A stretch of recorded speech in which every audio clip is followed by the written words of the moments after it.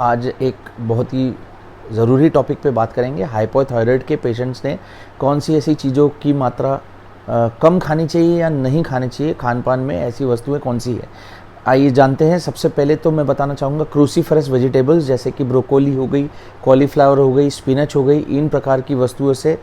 अगर वो under processed है या अंडर कुक्ड है तो उन वस्तुओं के सेवन से थायराइड हार्मोन के एब्जॉर्प्शन में और उसके फंक्शनिंग में प्रॉब्लम होती है। दूसरी है हाई फाइबर कंटेंट की जो वेजिटेबल्स होती है जैसे कि हो गई बीन्स, लेग्यूम्स यानी मटर फली, सेम फली और इस प्रकार की हाई फाइबर वाली जो वेजिटेबल्स है, ये इंटेस्टाइन से थायराइड हार्मोन का एब्जॉर्प्शन जो हमारे रिप्लेसमेंट थेरेपी में चालू होता है उसके एब्जॉर्प्शन को हैम्पर करते हैं, जिससे कि आपके बॉडी में बराबर थायराइड काम नहीं करता हार्मोन। तीसरी वेजिटेबल्स बताना चाहूँगा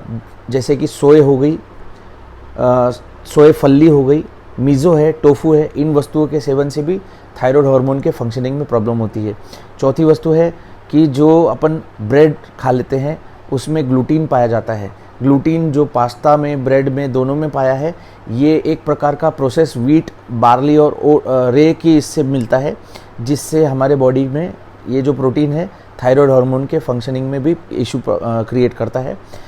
उसके बाद बताना चाहूँगा फैटी फूड यानी कि जैसे हो गया बटर हो गया, मीट हो गया, या इस प्रकार के जो भी फ्राइड फूड हम खा लेते हैं, इनके सेवन से भी थायराइड हार्मोन के फंक्शनिंग में तकलीफ़ होती है या उसके एब्जॉर्प्शन में तकलीफ़ होती है। उसके बाद आता है कि भाई अपन सुबह को जो सबसे पहले उठ के हम कॉफ़ी पीते हैं, जिन लोगों को कॉफ़ी पीने की आदत है, सबसे पहला कप जो हम पीते हैं वो थायराइड रिप्लेसमेंट थेरेपी यानी अगर हम थायराइड की गोली खा रहे हैं, अगर वो शुरू है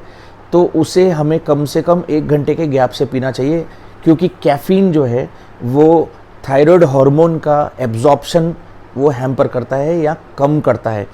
इसके बाद बताना चाहूँगा कि जो शुगरी फूड्स रहते हैं, हाई शुगर कंटेंट वाले, फॉर एग्ज़ाम्पल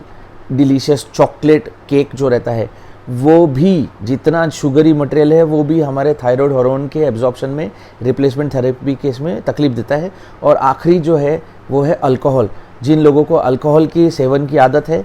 उन लोगों को अगर हाइपोथायराइड की तकलीफ़ है तो उन्हें वो गोली का एब्जॉर्प्शन कम होगा, क्योंकि रात में अगर उन्होंने हेवी अल्कोहल लिया है तो नेक्स्ट मॉर्निंग उनको उसमें कम एब्जॉर्प्शन